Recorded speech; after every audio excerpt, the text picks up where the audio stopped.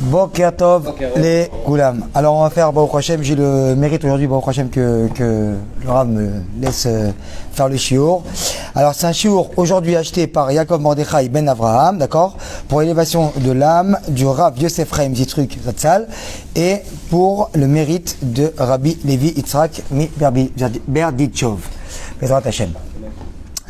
Alors aujourd'hui on est parachat, c'est bon, parachat Balak. Ok, très bien. Alors, on rentre directement dans le vif du sujet. Comme vous savez tous, Balak vient chercher Bilham, d'accord, Bilham, le prophète des nations, et vient lui dire, voilà, il y a le peuple d'Israël qui vient, qui est sorti d'Égypte. Ils viennent, ils sont à la porte de mon royaume, entre guillemets. J'ai un peu peur. Viens m'aider, on va les maudire, on va les anéantir. Et ça va permettre qu'on puisse les décimer et qu'ils puissent partir. Très bien. Donc, on voit déjà que dans les noms de Bilham et Balak, ils sont venus s'associer. Balak est parti et est venu chercher Bilham pour faire une association. Quelle association? On voit que dans le mot Bilham, si on prend les deux dernières lettres, d'accord, il y a Am. Très bien. Et si on prend le mot Balak, dans les deux dernières lettres, d'accord, il y a Lam et Kouf, d'accord, qui font Lak. Très bien. Et on voit que quand on écrit toutes ces lettres-là, ça donne quoi? Ça donne Amalek. D'accord, très bien. Qui Amalek, qui est venu donc pour, comme vous savez très bien, le premier à vouloir détruire les Bnei Israël quand ils sont sortis d'Égypte. Et comme vous savez très bien que Amalek, lui, ce qu'il veut au fond de lui, même s'il a quelque chose à perdre, c'est pas grave. Tant que, entre guillemets, Israël a un dommage, alors tant mieux. On donne comme ça souvent la métaphore d'une personne qui vient, qui est prêt à rentrer dans une baignoire d'eau bouillante, quitte à rentrer et à mourir, mais au moins qu'il aurait réussi à refroidir même d'1 degré la baignoire, la température de l'eau. Alors au moins, ça aurait servi à quelque chose, Chadvé Shalom. Et aussi on ramène comme ça une histoire que par rapport à Amalek, ça aurait été comme ça, comme deux personnes qui vont voir un roi, et le roi leur dit, voilà, ce que je te donnerai à toi, je donnerai le double à ton ami.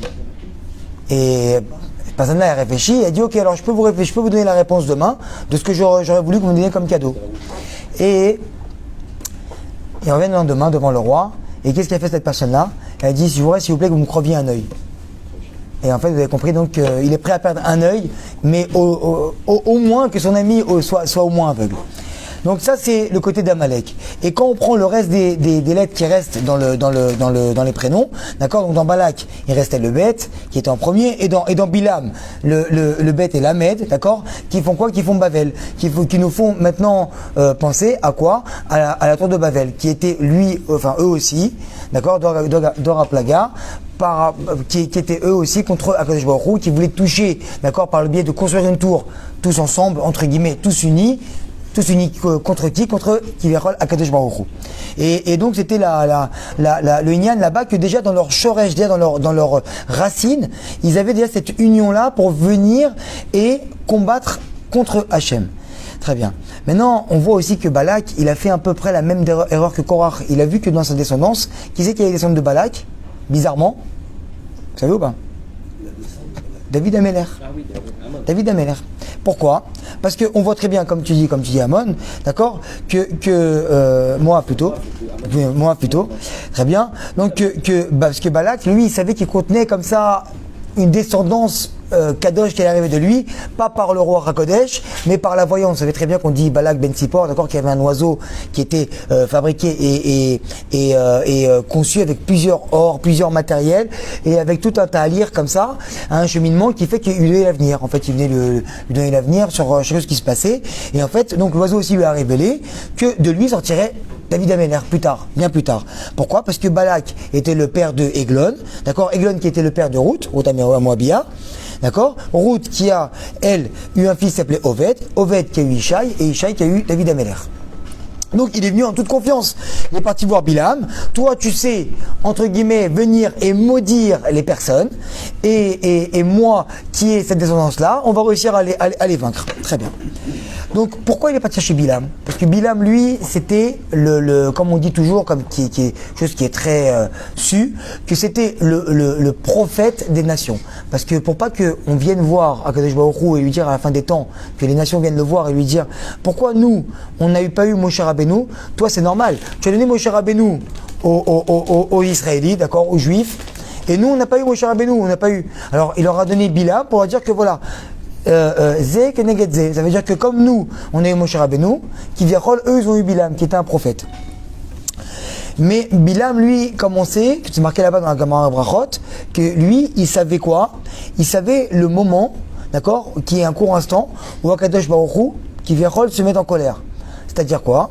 C'est-à-dire qu'il y a un moment où Akadosh Baruch Hu, il réunit comme ça toutes les fautes de l'homme, et il y a pendant un quart de millième de seconde où en fait c'est marqué là-bas dans la Gemara, où le coq qui se met sur une patte, où sa crête elle devient un peu blanchâtre et comme ça. Et en fait ce moment-là il est propice en fait que si une personne elle vient et elle maudit une autre personne, d'accord, et ben en fait avec la colère d'Akadosh Baruch Hu, ça va laisser pénétrer chez l'autre personne et la malédiction va venir et va vraiment faire effet sur l'autre personne. Très bien. Donc Bilam lui qui Viachol dans sa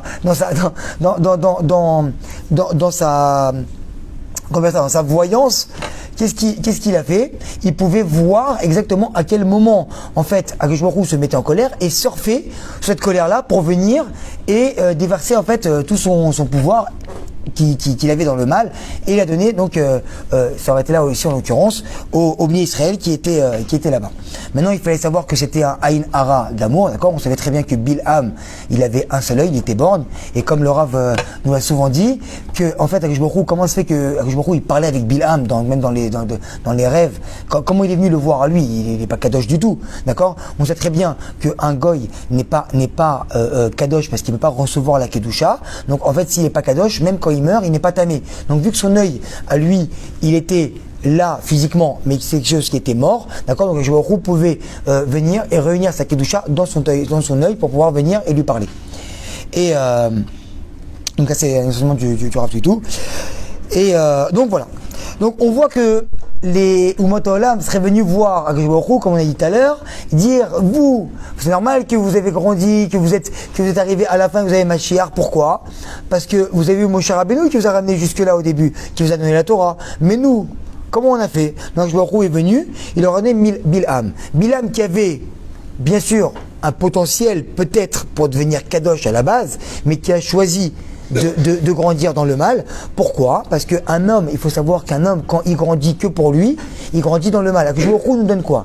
Nous dit voilà, toi tu viens dans ce monde et tu dois grandir. Comment tu dois grandir? C'est bien d'être quelqu'un de gentil, de sympathique, qui est heureux dans la vie. Ça c'est bien, mais il te dit que si tu veux vraiment le taillir pour grandir, il va falloir que tu viennes, que tu prennes sur toi le joug des mitzvot et de la Torah. Parce que quelqu'un qui vient et qui a des bonnes midot sans mitzvah, c'est pas waouh. Quelqu'un qui fait toute la Torah Kula mais qui n'a pas de bonne midot, c'est peut-être encore pire.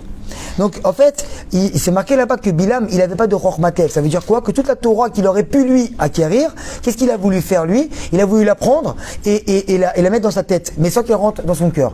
Alors c'est pour ça qu'on sait très bien qu'un juif, avec le temps, quand il étudie la Torah, il devient meilleur. Il devient meilleur à quelles conditions?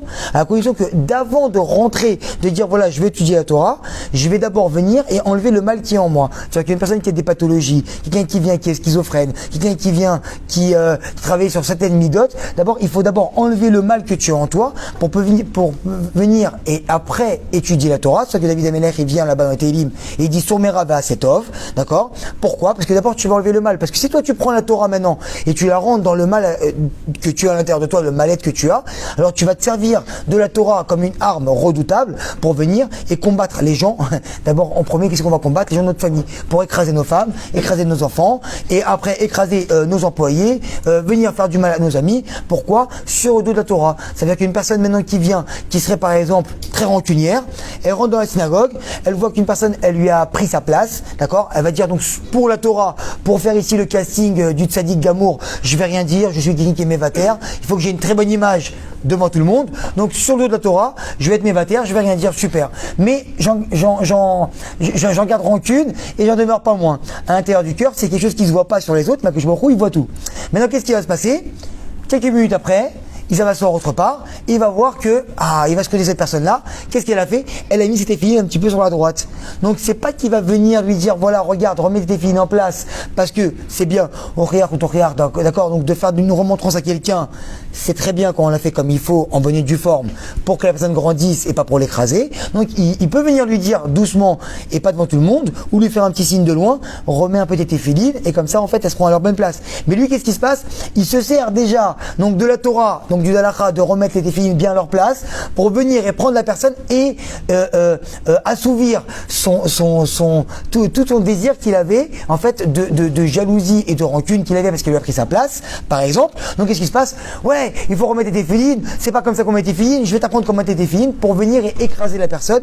Donc se servir de quoi? De la Torah pour venir et écraser les gens. Et il n'y a pas plus Rechaim, je pense, au lieu de Akadosh Baruch Hu, que faire ça. C'est venir prendre ce que Akadosh Baruch Hu t'a donné pour faire du bien et s'en servir pour faire du mal, parce que toi tu as une pathologie à l'intérieur de toi que tu ne veux pas traiter. Alors donc tu vas te servir de ça pour rester. Donc c'est toujours bien de rester dans son fauteuil et d'être entre guillemets bien confortable et bien confortablement assis, d'accord, et de pas travailler ses midotes. Donc c'est pour ça que Akadosh Baruch Hu te dit quoi?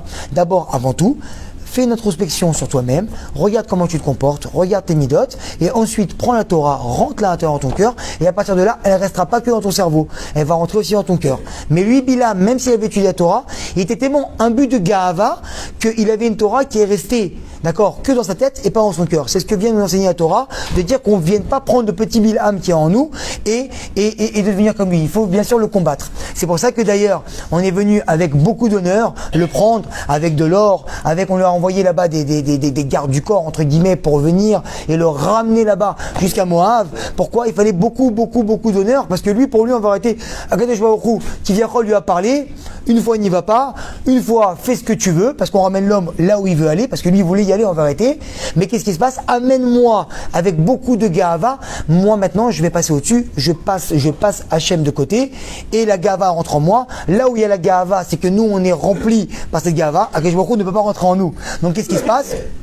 On va ramener Bilam sur son âne. Et là, bien sûr, qu'est-ce qui se passe? Dans le chemin, une fois à droite, une fois à gauche, une fois elle lui abîme, elle lui raye toute sa jambe, d'accord? Il commence à s'énerver, il la frappe, et là maintenant, par rapport à l'ange qu'il y avait, Akadosh Baruch Hu ouvre la bouche du Haton, d'accord, la bouche de l'ânesse, et elle vient lui dire, hey, Baba, ça fait déjà quelques mois qu'on est ensemble, qu'on est en couple, pour ceux qui ont compris, d'accord? Qu'on est en couple, on est à tous les deux, maintenant tu viens me frapper. Alors maintenant, toute la gava que tu aurais pu toi avoir, elle lui rend en spectacle devant tous les gardes. Ils sont venus chercher, ils se disent quoi les gardes? Ils se disent, attends, on vient chercher une personne qui vient rôle la plus importante, qui avec sa bouche va venir et va nous sauver des Bnei Israël et va les maudire.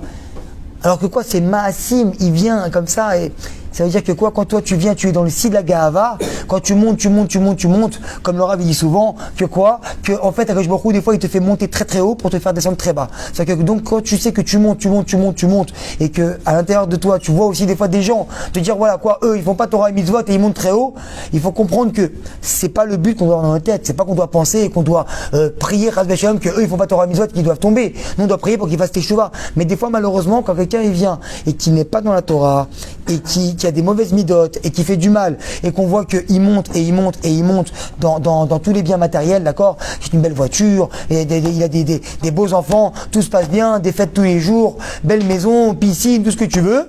Je dis c'est pas normal. Moi je suis là, je me saigne pour la Torah et que je me roule quoi, c'est ça qui me récompense entre guillemets. Ça peut ramener un petit souffle de doute comme ça dans nos têtes, mais que je me roule des fois il te dit quoi, des fois cette personne là je la fais monter. Si elle n'a pas beaucoup de Gahava, elle va comprendre de elle-même comme une personne qu'on lui fait beaucoup de bien, elle aura honte de se rebeller contre son maître. Donc qu'est-ce qui se passe? Elle va comprendre de elle-même et elle va faire teshuva. Et si elle comprend pas de elle-même, alors elle va monter très très haut pour qu'elle puisse tomber de haut. Et quand elle va tomber de haut, alors généralement c'est, alors je me crois, il y a pas de punition. C'est un tikkun. Donc en fait qu'est-ce qui se passe? Il a secoue très très fort parce qu'en vérité t'aurais fait tomber d'un mètre, t'aurais pas compris. Donc quand tu montes très haut et que tu tombes du 3e étage, que là et nous le mec qui vient et qui se casse la jambe, là t'as compris, t'as passé 3 mois l'hôpital, là tu as bien compris, donc là maintenant tu vas te remettre en question et tu vas avancer. Merci là Avraham. Tu as répondu plus ou moins à la question là, mais si quelqu'un il a que des bonnes méthodes, alors ça suffit. C'est ce que j'ai dit là justement tout à l'heure. Tu ne peux pas avoir que des bonnes midotes pour te servir à Akadosh Baruch Hu. Parce qu'Akadosh Baruch Hu, il te demande de le servir comme lui il aime. Comme, je répète toujours, et comme le Rav dit souvent, qu'il faut aimer une personne comme elle a besoin d'être aimée. Akadosh Baruch Hu, il te dit, si toi tu veux m'aimer, il faut que tu m'aimes comme moi je te demande. C'est quoi? Shabbat, Tefillin, Kashrut, Torah, Mitzvot et tout ça. Ça c'est comme j'ai besoin. Maintenant on sait aussi que quoi? Que tu peux, Akadosh Baruch Hu, tu peux pas dire que tu aimes Akadosh Baruch Hu si tu détestes les gens. Donc Akadosh Baruch Hu, il te dit que c'est si tu aimes, si tu veux toi faire semblant, entre guillemets, que tu aimes le makom, et si vraiment tu veux aimer le makom, pas faire semblant justement, alors il faut que tu aimes aussi Madame le Chavero. C'est-à-dire qu'il faut que tu aimes. Alors donc il te dit qu'en fait l'un va pas sans l'autre, parce que les midotes sont là pour qu'on puisse vivre en société. Donc il te dit, si tu veux m'aimer, il faut que tu aimes aussi les autres. Si tu veux aimer les autres, on peut pas faire les autres comme nous on veut qu'ils soient, sinon il faut qu'on les crée nous-mêmes. D'accord? Donc Akadosh te renvoie en fait devant toi des miroirs de toi-même que tu dois te préparer et te travailler. Et en fait par rapport à ça, donc qu'est-ce qui se passe? Tu dois aimer aussi et les gens et Akadosh Baruch Hu. Et donc tu peux pas que travailler les midotes sans faire la Torah, parce qu'Akadosh Baruch Hu il veut que tu fasses Torah et mitzvot, et de l'autre côté il faut aussi aimer les autres, et pour aimer les autres il faut travailler les midotes. Très bien, donc on continue. Donc on a dit que quoi? Que vu que Bilham, lui, il a choisi le mal, alors qu'est-ce qu'il a vu? Il a vu aussi Akadosh Baruch Hu, entre guillemets, parce qu'il avait comme ça, c'était quand même le prophète des nations. Mais lui, qu'est-ce qu'il a vu? Le meilleur d'Akadosh Baruch Hu, c'est quoi? Pour lui, enfin, le moins bien, qui vient, si on peut parler comme ça, d'Akadosh Baruch Hu, pour lui, il a vu la facette où Akadosh Baruch Hu, il était en chaos, il était en colère contre les gens. Parce qu'en fait, on sait très bien que la personne, elle vient, elle voit ce qu'elle veut voir. Une personne qui vient, qui fait un reproche à une autre personne, généralement c'est que déjà en lui, c'est ce que lui il serait reproché à lui-même. Mais vu que lui il veut pas grandir, donc il reproche à d'autres gens. Donc Bilham, lui, ce qu'il fait, c'est que vu qu'il se met beaucoup en colère et qu'il veut maudire les gens, donc ce qu'il a réussi à percevoir chez Akadosh Baruch Hu, c'est le moment où Akadosh Baruch Hu il se met en colère. Donc il va venir et se servir de ça, d'accord, pour venir, et on y va. Donc on est partis tous ensemble chez Balak pour aller maudire les Bnei Israël. Très bien. Maintenant, on voit que quoi? Que Balak et Bilham, en fait, ils ont trouvé quoi? Ils ont trouvé un point faible pour Israël. Parce que Balak, il lui dit, écoute, viens, tu vas aller maudire. Mais comment je vais aller maudire? Maintenant, tu vois un tzaddik. Comment tu vas aller maudire un tzaddik? Il dit, viens.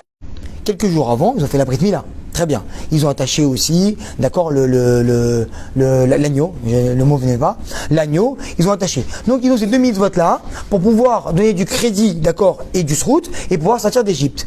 Mais quand c'est dans le désert, quand maintenant quelqu'un il vient, il doit faire une mitzvah, et que cette mitzvah va lui faire du mal.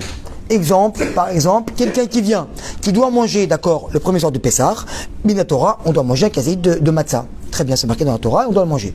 Maintenant, une personne qui vient, qui va manger un kaséïd de matzah, et que ça va lui faire du mal. Quand je dis pas du mal, pas un peu mal au ventre, un vrai mal, que ça va lui faire vraiment un problème de santé. Alors il est pas tour. On ne fait pas, c'est pas une Torah pour mourir. On fait une Torah de vie, d'accord? Très bien. Les Bnei Israël étaient dans le désert. Quoi? On va faire la Brit Mila à nos enfants dans le désert? Mais c'est une sacada de bavette, on peut mourir de ça. Donc qu'est-ce qui se passe? Ils n'ont pas fait jusqu'à Gilgal, jusqu'à que Yeshua Ben Nun, il est venu et il leur a fait la Brit Mila. Ils n'ont pas fait la Brit Mila dans le désert à leurs enfants. Donc Balak il est venu prendre Bilham, il a dit voilà, j'ai un kitrouille ici, j'ai une accusation. Tu vas venir ici, et par rapport au fait qu'ils n'ont pas fait la Brit Mila à leurs enfants, d'accord, dans le désert, alors qu'est-ce qui se passe? Ça va faire une faille chez eux, et toi tu pourras les maudire. Mais ce qu'ils ne savaient pas, c'est que en vérité, les Bnei Israël qui étaient dans le désert, c'est pas qu'ils ne voulaient pas faire la Brit Mila à leurs enfants, d'accord? C'est qu'ils ne pouvaient pas parce qu'il y avait une sakadat mavet. Et que, donc, qu'est-ce qui se passe? On vient ici et le Admon Mikomarna, il ramène quelque chose de nifla, et c'est un enseignement pour nous tous, et qui est connu, mais il faut le savoir parce que c'est, des fois on rentre des fois en youch, vous savez, quand quelqu'un il vient, et qui veut venir à la prière, il ne veut pas venir à la prière, il croit que c'est très grave. Bien sûr qu'il faut venir. Mais quand on dit on ne peut pas venir, c'est vraiment Bémet qu'on ne peut pas venir. Alors je m'explique. L'Admon Mikomarna, il dit quoi? Il dit que quelqu'un qui se trouve dans une situation, loin, mais qui veut faire, par exemple, une personne, là, nous, qui se trouve en boîte de nuit, d'accord, vendredi soir, qui est là-bas, mais qui s'est dit maintenant, il est assis avec son verre, la musique et tout ce que tu veux, avec la Touma qui est là-bas, Chazvé Shalom, et qui se dit à ce moment-là, j'aurais dû rester avec ma famille, vendredi soir, faire Shabbat. Au lieu d'avoir ces chansons-là, j'aurais eu des chansons de Kodesh. Au lieu de boire ce whisky, j'aurais bu le verre du Kiddush. Et j'aurais été assis avec ma famille en train de chanter et en train de danser pour Akadosh Baruch Hu, et qui a vraiment mal au cœur. Et Akadosh Baruch Hu, lui, vous savez très bien qu'ils sont de le cœur et le rein de l'homme. Alors qu'est-ce qui se passe? Cette personne-là, l'Admon Komana, il dit c'est comme si qu'elle était là-bas et qu'elle a fait la mitzvah. Si elle regrette vraiment. C'est waouh! C'est waouh! Donc maintenant, on comprend ça. Alors maintenant, il n'y a plus de petits trucs sur les Bnei Israël. Parce que eux, ils voulaient vraiment faire la mitzvah. Ils avaient mal au cœur de ne pas avoir fait la mitzvah. Mais qu'est-ce qui se passe? Vu qu'ils ne pouvaient pas la faire exister dans le désert, alors que je me retrouve leur raconter comme s'ils avaient fait la mitzvah. Et comment il te compte la mitzvah? Celui qui est maintenant, qui a 42 fièvres, qui est dans le lit, d'accord? Qui a l'habitude de prier tous les matins à la synagogue au Minyan. Et que vraiment ça lui fait mal au cœur, il a mal de se dire, je peux pas venir ce matin à que je me retrouve, et on croit que Kivyachol, on n'est pas dans le bon endroit. À que je me retrouve, tu préfères quand même que je vienne, je mette tes filles à la synagogue et je prie le Minyan. C'est ce qu'il veut à que je me retrouve, d'accord? Mais si à que je me retrouve, il a fait que tu as 42 fièvres et que tout vient d'Hachem et tu es dans ton lit, alors ça veut dire quoi? Ça veut dire qu'en vérité, à que je me retrouve, il attend que tu le serves dans ton lit comme que tu fais la prière. C'est-à-dire que lui, il va te donner quoi? Comme si tu as fait la meilleure prière au monde, alors que le fait que tu sois dans ton lit. Ça marche bien sûr, si vraiment on est 100%. Puis c'est pas genre je suis un peu malade et je reste au lit. Parce que je me retrouve, il vient, il sonde le cœur, il sait très bien ce qui se passe dans nos têtes. D'accord? Donc en vérité, il n'y avait pas qui trouve sur le Bnei Israël, donc il ne pouvait pas les maudire à la base. Maintenant, on voit que quoi? Que Bnei Israël, ils sont appelés quoi? Israël ou Bnei Yaakov. Comment on sait que c'est? Soit dans la Torah, on sait très bien que quand Akshbourou il a appelé Avraham, et par exemple Sarah, Sarah, d'accord? Une fois qu'ils ont été, leur nom a été changé, plus jamais on les a appelés comme ils s'étaient appelés avant. Parce qu'ils sont montés de niveau. Mais maintenant, qu'est-ce qu'on voit? Que quand maintenant Jacob il se bat avec l'ange des Saves, d'accord, et qu'il le bat, il est le nom d'Israël. Maintenant, des fois on l'appelle Israël, des fois on l'appelle Yaakov. Pourquoi? Parce que nous, on descend officiellement de Yaakov, très bien, qui s'est fait appeler Israël, et que maintenant, quand Israël est en haut, ceux qui font Torah, Mitzvot, volonté d'Hachem, il s'appelle Israël. Quand maintenant on voit qu'on est un peu plus bas, il s'appelle Yaakov. Alors maintenant, qu'est-ce qui se passe? Il dit maintenant ils sont un peu plus bas. Donc on peut maintenant les appeler Yaakov, donc on peut venir maintenant la faire un Kitroug. Mais ce qu'ils ne savaient pas que quoi? Que quand on prend les initiales des Srout Avot, d'accord, et des Avot, on prend Avraham, Yitzhak et Yaakov, nombre de lettres, combien il y en a? 13. Quand maintenant on prend les Imaot, très bien, Sarah, Rivka, Rachel, Léa, combien de lettres? 13. 13 et 13, 26. C'est-à-dire que maintenant, quand tu viens, toi, que tu t'appelles Yaakov, il faut savoir que quoi? Que tu es, d'accord, avec 26 lettres, que tu es dans la prénat de Yud Kevavke, du Chesed Gamour. C'est-à-dire que même si toi maintenant, tu es Yaakov et que tu crois que tu es très très très très loin et que tu es pas au niveau de Israël, que je me retrouve quand même, il te jugera toujours un juif dans le Chesed et pas dans le Din. Maintenant, qu'est-ce qui se passe? Quand toi tu t'appelles Israël, alors tu rajoutes encore 5 au 26, ça fait combien? 31, qui est Matria L. D'accord? Qui est encore le Chesed Gamour, encore plus que ça. Très bien. Maintenant, qu'est-ce qui se passe? Razal nous enseigne que quoi? Qu'un juif n'est jamais, donc, comme on a dit quoi, au plus bas. Et maintenant, pour continuer un petit peu, donc on sait que quoi, que Bilham, et conclure, Bezrat Hashem, que Bilham, il connaissait très bien le moment où Akadosh Baruch Hu, qui vient rôle, te mettait en colère. Maintenant, on vient et on dit, maintenant, il se met en colère, Akadosh Baruch Hu, vu qu'on sait très bien qu'il n'y a pas de punition pour le Ham Israël, d'Akadosh Baruch Hu, quand ils font Teshuvah. Alors, pourquoi Akadosh Baruch Hu, il se met en colère? Akadosh Baruch Hu, il se met en colère pour montrer exemple aux juifs. Akadosh Baruch Hu, il n'a pas de je m'énerve, tout d'un coup ma femme me parle mal, ça y est, les Bnei Israël ils m'ont parlé mal, vous savez, je tourne ma veste. Il n'y a pas tout ça chez Hachem. Hachem, c'est une entité qu'on peut même pas imaginer, d'accord, qui est toujours de la même lignée. Mais pour nous, dans le langage d'enfant, on se dit Akadosh Baruch Hu, il se met en colère. Donc c'est quoi quand Akadosh Baruch Hu, il se met en colère? C'est pour nous apprendre quoi? C'est pour donner une prina pour nous les Bnei Israël. D'accord? C'est quoi? C'est qu'en fait, qu'on ait aussi, nous aussi, un petit peu de colère en nous. Quelle colère? Pour combattre le Yetzer Hara. Parce que quand maintenant nous on va venir et qu'on va vouloir combattre le Yetzer Hara, si on est trop gentil, on va se faire bouffer. Donc il faut qu'on ait un petit peu de colère, de cette colère-là que je va nous donner, d'accord, pour venir et combattre le Yetzer Hara. Quand tu viens, maintenant que tu vois que tu es marié ou que tu n'es pas marié, que tu vois une fille qui est dénudée dans la rue et que tu la vois passer et que tu tournes la tête et que tu commences à la mater, excusez-moi du terme, d'accord, c'est-à-dire que maintenant tu t'es laissé diriger par le Yetzer Hara et que tu n'avais pas assez de colère en toi contre ton Yetzer Hara, d'accord, pour baisser les yeux ou regarder autre part. Donc très bien, ça c'est une chose. Donc ça c'est pour ça. Maintenant, qu'est-ce qui s'est passé? Quand Bilham il a voulu maudire les bénis Israël. Akadosh Baruch Hu, dans sa miséricorde, qu'est-ce qu'il a fait? Il a arrêté de se mettre en colère. Parce que Bilam, il serait servi de cette colère-là pour faire du mal au bénis Israël. Donc, Akadosh Baruch Hu, pendant les quelques jours où Bilam il était là-bas et qu'il a voulu maintenant maudire les bénis Israël, Akadosh Baruch Hu, il a arrêté cette colère-là dans sa bonté pour les bénis Israël. Pourquoi? Pour pas qu'il puisse surfer sur ça et vraiment faire un petit truc sur les bénis Israël.